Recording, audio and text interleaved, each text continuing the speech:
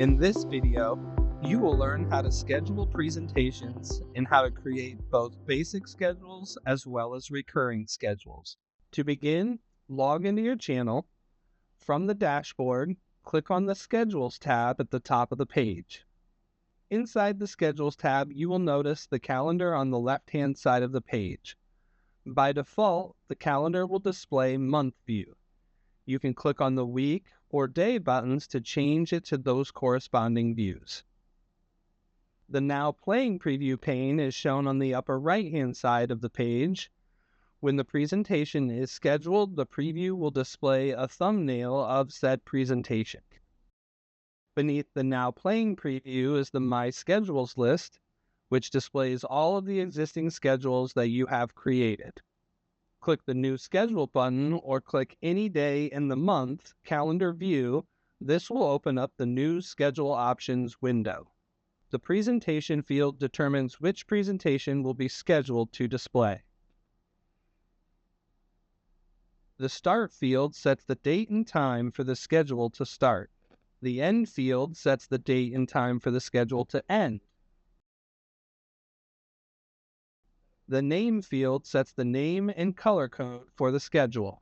The Repeat checkbox will turn the schedule into a recurring schedule, meaning that it will repeatedly show the same presentation at that scheduled time with a selected interval. The Every field selects the number for the interval, and the drop-down selects the unit of time. Whenever the Repeat checkbox is filled, the Expires field will become visible.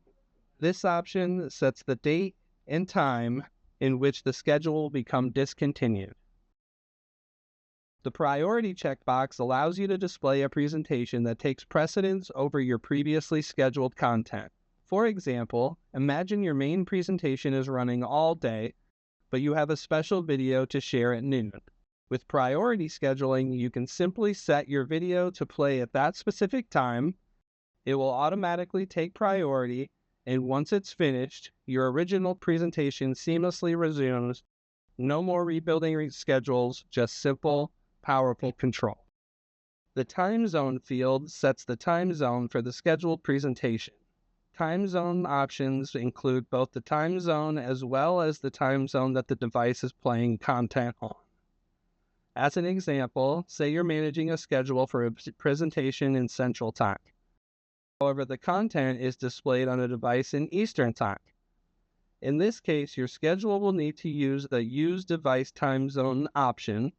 Otherwise, the scheduled content will be an hour behind.